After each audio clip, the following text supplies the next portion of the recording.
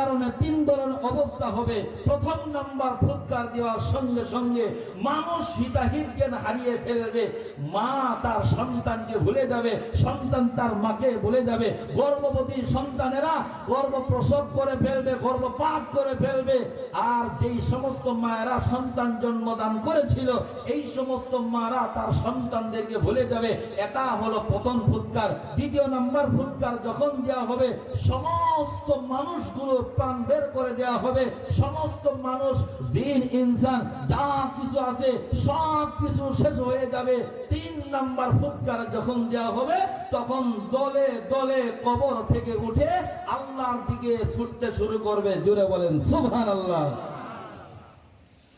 মুসলমান ভাইরা আমার লক্ষ্য করে শুনুন, আমরা যে আল্লাহর দরবারে সাড়া দিব, আল্লাহর ডাকে সাড়া দিব, আল্লাহর দরবারে হাজিরা দিব। আল্লাহর নবী বলেছেন মানুষগুলো তিন ভাবে আল্লাহর দরবারে প্রথমে আসবে। এক নাম্বার ভাগ হলো যারা কবর থেকে উঠবে, ওঠার সময় তাদের কবরের ভিতরে আল্লাহ পাক রব্বুল আলামিন জান্নাতের বিছানা তো বিছানোই ছিল কবরের ভিতরে, তাদেরকে জান্নাতি পোশাক পরিধান করায়া দেওয়া হবে। আর তাদেরকে একটা বাহনে চড়িয়া আল্লাহ পাক রব্বুল আলামিন আল্লাহর সামনে হাজিরা করবে। জোরে বলেন সুবহানাল্লাহ।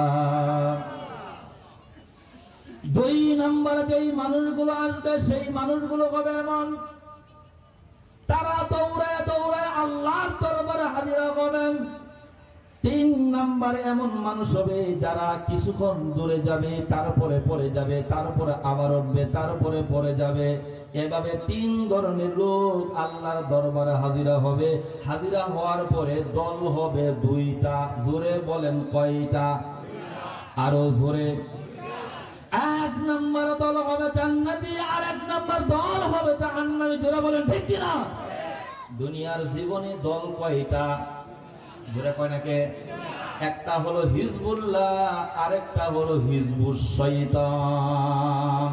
আমি আপনাদের বলতে চাই, আপনারা আল্লাহর দলে না শয়তানের দলে? একটু জোরে বলা লাগবে। আলোচনা কেবল শুরু হচ্ছে। আমরা সবাই কার দলে? আরো জোরে। আল্লাহর দলে। আল্লাহ পাক রব্বুল আলামিন আরেক জায়গায় বলেন, الذين آمنوا يقاتلون في سبيل الله والذين كفروا يقاتلون في سبيل الطاغوت। আমার আল্লাহ পাক রব্বুল আলামিন বলেন, এই জমিনের ভিতরে যারা ইমানদার গুলো আল্লাহর রাস্তায় জিহাদ করে। জোরে বলেন সুবহানাল্লাহ। কার রাস্তায় জিহাদ করে? আর আল্লাহ তাআলা বলেন ওয়াল্লাযীনা কাফারু ইউকাতিলুনা ফি সাবিলিত তাগুত। আর যারা আল্লাহকে স্বীকার করে না, আল্লাহর কোরআন স্বীকার করে না, এই সমস্ত মানুষগুলো তাগুতের পক্ষে, তাগুত শক্তির পক্ষে তারা জিহাদ করে। জোরে বলেন নাউযুবিল্লাহ। তাহলে দল হলো কয়টা? জোরে বলেন কয়টা? ও মুসলমান ভাইরা আমার, তাহলে এক নাম্বার দল হলো যারা আল্লাহর দলের সৈনিক হবে, যারা আল্লাহর দ্বীনের জন্য, ইসলামের জন্য, আল্লাহর কোরআনের জন্য, যারা দ্বীন কায়েমের জন্য যারা সংগ্রাম করবে, এরা হলো আল্লাহর দলের সৈনিক। আর এই সমস্ত মানুষগুলো আল্লাহর তৈরি জান্নাতে যাবে। সুবহানাল্লাহ কয় না? আর যারা কাফের, যারা বলে যে এই কোরআন দিয়ে সমাজে শান্তি আসতে পারে না, এই মানুষগুলো হলো কাফের। আর কাফের মানুষগুলো সব সময় চিন্তা করে তাগুদের সাথে, তারা একসাথে তাগুদের পক্ষ হয়ে তারা দুনিয়ার জমিনে মারামারি করে, হানাহানি করে। এই তাগুদের সাথে আমাদের কোনো বন্ধুত্ব, মুসলমানের ইমানদারের কোনো তাগুদের সাথে বন্ধুত্ব থাকতে পারে না। মুসলমান ভাইরা রে আমার, এবার দুই দল হওয়ার পরে যেই মানুষগুলো জাহান্নামে যাবে তাদের মধ্যে দল হবে 10টা। জোরে বলেন কয়টা? জোরে বলেন কয়টা?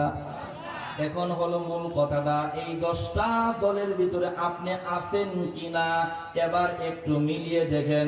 এবার কিন্তু শয়তান বলবো তাড়াতাড়ি জায়গা কি জানি বলবে, যাওয়া যাবে না, একটু আল্লাহর নাম নিয়ে সুন্দর করে বসেন। এদের মধ্যে 1 নাম্বার দল হবে এরা যাদের চেহারা হবে বানরের মতো। নাউজুবিল্লাহ বলেন। মানুষ হয়ে যাবে কি বানর।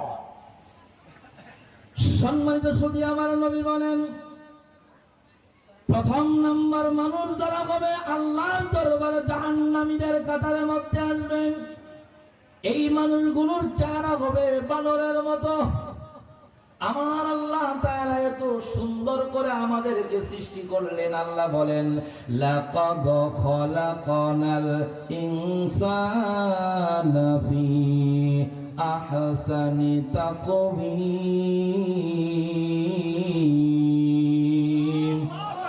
আল্লাহ পাক রব্বুল আলামিন বলেন, লাম তাকিদ, কম তাকিদ, জুমলা তাকিদ, 3টা তাকিদ দিয়ে আল্লাহ তাআলা বলেন, আমি আল্লাহ পাক রব্বুল আলামিন মানুষদেরকে এত সুন্দর করে সৃষ্টি করলাম রে বান্দা। আমি আল্লাহ তাআলা আহসানি তাকওয়িম করে সৃষ্টি করলাম। আল্লাহ তাআলা আরেক জায়গায় বলেন, আল্লাযী খলাকাকা ফাসাওয়াকা ফাআদালাকা ফি আইয়ি সূরাতিন মা আমার আল্লাহ পাক রব্বুল আলামিন বলে, বান্দা শোনো, আমি আল্লাহ পাক রব্বুল আলামিন তোমাদেরকে এত সুন্দর করে সৃষ্টি করলাম রে বান্দা। তোমার যেখানে নাক দিলে ভালো লাগে সেখানে নাক দিলাম, যেখানে চোখ দিলে ভালো লাগে সেখানে চোখ দিলাম, যেখানে কান দিলে ভালো লাগে বান্দা আমি আল্লাহ তাআলা সেখানেই কান দিলাম, আমি আল্লাহ তাআলা যেখানে মুখ দিলে ভালো লাগে তোমাকে সেখানেই মুখ দিলাম। ও বান্দা শোনো, তারপরও কেন তোমরা হাসরের ময়দানে আল্লাহর জাহান্নামে যখন যাবা তখন কেন বানরের চেহারা হবে? বলেন তো দেখি, বানরের চেহারা যার হয়েছে নিশ্চয়ই তার দুনিয়াতে কোনো অপকর্ম আছে না নাই? বানরের চেহারা যার হয়েছে মুসলমান, ওই সমস্ত মানুষগুলো হলো দুনিয়ার জীবনে সুগলখোর। কি খোর? জোরে বলেন, কি খোর? সুগলখোর কি আমাদের বাংলাদেশে আছে? কথা কয় না? বাংলাদেশে যদি থাকে তাহলে শেরপুর মনে হয় নাই, শ্রীবদিতে মনে হয় নাম বন্ধই নাই। শ্রীবদি তো সব আল্লাহর ওলি। হ্যাঁ, সুগলখোর আছে না নাই? ও মুসলমান ভাইরা আমার, সুগলখোরি করে এক ভাইয়ের সাথে আরেক ভাইয়ের লাগাই দিয়ে মারামারি বাজায় দেয়, আছে না নাই? এমন কিছু মাতবর আছে সমাজের ভিতরে, এক ভাইকে বলে তুই হাই করে দা, আরেক ভাইকে বলে তুই জজ করে দা, 2 ভাইয়ের মধ্যে মারামারি লাগায়া দিয়া এই 2 ভাই কেস ভাই, মামলা ভাই, আর মাঝখান থেকে ওই যে নেতাটা এলাকার মুরব্বীটা সে বড় বড় গোস্তের টুকরা খায় আর বড় বড় মাছের রান খায়, বড় বড় মাছের টুকরা খায়। জোরে বলেন ঠিক কিনা? বন্ধুরা আমার, এই জন্য কোন সময় কোন অবস্থাতেই চুগলখড়ি করা যাবে না। চুগলখড়ি মনে হয় শুধু পুরুষেরাই করে, মহিলারা কথা কয় না কে? মানুষদের মধ্যে মুসলমান ভাইয়েরা আমার মা বোনেরা রয়েছে, তাদের জন্য আমি কথাটা বলতে চাই। আমাদের সমাজের ভিতরে একদল মা বোনেরা আছে, ওনারা যদি সাংবাদিকতা না করে, একবারই কথা আরেক বাড়িতে না লাগায়, তার যেন পেটের ভাত হজম হয়। এ কথা কয় না, ঠিক না? পেটের ভাত যেন কি হয় না, হজম হয় না। ও মুসলমান ভাইরা আমার, এজন্য চুগলখড়ি কখনো করা যাবে না। চুগলখোর করবে যারা, বানরের আকৃতি পাবে তারা। জোরে বলেন, চুগলখড়ি করবে যারা, বানরের আকৃতি পাবে তারা। 2 নম্বরে রাসূল বলেন, 2 নম্বরে যারা আল্লাহর দরবারে জাহান্নামের আসামি হয়ে যাবে, তাদের চেহারা হবে শূকরের মতো। কার মতো? জোরে বলেন। শূকর দেখলে ভাল লাগে? শূকরকে সামনে নিয়ে খাওয়া যায়? শূকরকে সামনে নিয়ে খাবার খাওয়া যায় না। কিন্তু মুসলমান, আপনি এত সুন্দর মানুষ হওয়ার পরও, আল্লাহ তাআলা সম্মানিত করার পরও যখন আপনি দুনিয়ার জীবনে অন্যায় কর্মগুলো করেন, যেই কর্ম করার কারণে আপনার চেহারাটা শুকরের মতো হয়ে যায়, বলেন তো দেখি এই কর্মটা কোন কর্ম কারণে শুকরের মতো চেহারা হয়? এই কর্মটা জানা দরকার আছে না নাই? যদি এই কর্মের কথা বলে দেই তাহলে কি আজকে তওবা করবেন কিনা? ও মুসলমান বন্ধুরা আমার, যারা দুনিয়ার জীবনে হারাম খুর ছিল, কি খুর? আরো জোরে। হারাম খুর আমাদের দেশে মনে হয় নাই, দেশে বলবো না, বললে তো বুঝবেন না। এক নাম্বার কাতারে হারাম খুর হলো তারা খাদ্যে ভেজাল দেয়, যারা আছে না নাই? চাউলের ভিতরে পাথর মিশায়া দেয়, সুন্দর করে তারা বলে এটা হলো খাসির গোশত, কথা বলেন ছাগলের গোশতের কথা বলে, ওই গোশতের ভিতরে মানুষ নামের জানোয়ার গুলো কুকুরের গোশত মিশায়া দেয়, আছে না নাই? ও মুসলমান বন্ধুরা আমার, এই যে হারাম খাইলো, এই হারাম খাওয়ার কারণে কিয়ামতের দিন এই মানুষটা শুকরের আকৃতি ধারণ করবে। এবার গেল ওদের কথা, আমাদের কথা দুই সাইডে বলি।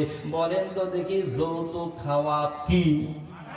কথা কয় না, আরো জোরে, আরো জোরে। ও মুসলমান ভাইরা রে আমার, আমরা দেখেছি সমাজের ভিতরে কিছু মানুষ আছে এমন, নামাজ কালাম পড়েন, পীর সাহেবের মুরিদ হয়েছে, অথবা তাবলীগে চিল্লাও দিয়েছে।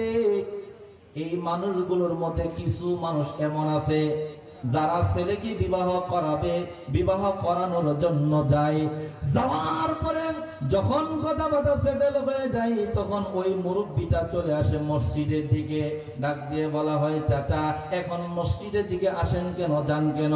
বলে যে আমার জামাই আছে, আমি তো গার্জেন ঠিকই আছি, এখন আমার ছেলের গার্জেন হইল আমার জামাই, তার মানে লেনদেন যখন করব, যৌতুকের কথা যখন বলবো, তখন তো কেউ বলে ফেলতে পারে মুরব্বী মানুষ আপনি যৌতুক খান, এটা হারাম জিনিস। এই জন্য লজ্জা থেকে বাঁচার জন্য নিজের জামাইকে ছেলের অভিভাবক বানায়া লোকটা চলে আসে, এটা হলো হারামখুর। কথা কয় না? আপনারা কি রাগ করতেছেন?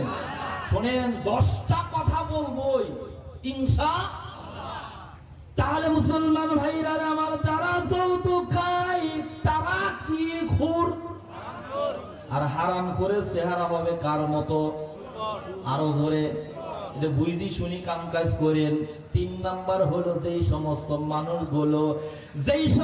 মানুষগুলো বেচা কেনার সময় খাবার দাবার যখন মেপে জুপে দেয়, যখন দান মেপে নেই, অথবা দান মেপে দেয়, গম মেপে নেই, গম মেপে দেয়, তখনকার সময়ে যখন দাড়ি পাল্লা হাতে নেই, তখন আর কিন্তু তখন আর আল্লাহরে আল্লাহ মনে হয় না, পাল্লারে বাড়ি করে তখন ব্যবসা করে।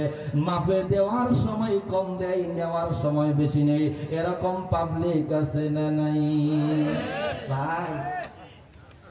আসল কথা তো একটু কষ্ট লাগলো শুনেন। যদি আপনি মাফে কম দিয়া এই টাকা নিয়া সুন্দর করে বাজার করে খান, খাবার পরে যেই রক্তটা আপনার দেহের ভিতর গঠিত হবে, যেই রক্তটা তৈরি হবে, যেই গোশতটা তৈরি হবে, এই গোশত নিয়ে যখন আপনি শরীরটাকে তাজা বানায়া মসজিদের সামনে কাতারে যায়, তখন নামাজে তারা এখন ইন্নী ওয়াজহাতু ওয়াজহিয়া লিল্লাযী ফাতারাস সামাওয়াতি ওয়াল আরদা ফানিফা ওয়া মা আনা মিনাল মুশরিকিন। আল্লাহ তাআলা তখন কয় তোর কথা ঠিক, মতলব খারাপ। কথা কেন? কথাটি কি খারাপ কেন? কারণ হলো তুমি যেই শরীরটা নিয়ে এসেছো, সেই শরীরটা হারাম দ্বারা গঠিত। আল্লাহর নবী বলেছেন, লা ইয়াদখুলুল জান্নাতা জাসাদুন গুযিয়া বিল হারাম। যেই দেহের ভিতরে হারাম গোশত রয়েছে, ওই দেহ দিয়া আল্লাহর তৈরি জান্নাতে যাওয়া যাবে না। নামাজ আদায় করলো, তার নামাজ আল্লাহর দরবারে কবুল হবে। তাহলে কোন সময় আল্লাহ তাআলা এই ব্যাপারে বলছেন, ওয়াইলুল লিল মুতাফফিফিন, আল্লাযীনা ইযা কাতালু আলান নাসি ইস্তাওফুন ওয়া ইযা কালুহুম আও ওয়াজানুহুম ইউখসিরুন। আমার আল্লাহ পাক রব্বুল আলামিন বলেন, দুর্ভোগ হলো ওই সমস্ত ব্যবসায়ীদের জন্য যারা নেওয়ার সময় ঠিকই নেই, দেওয়ার সময় কম দেয়। আছে না নাই? ও ভাইরা আমার, রাগ করতেছেন আপনারা? আলোচনা চলবে? কেবল যাচ্ছে মাত্র 2টা, সামনে তো আরো 8টা আছে। কথা কোন ঠিকই না? আমার নিয়ত আছে আজকে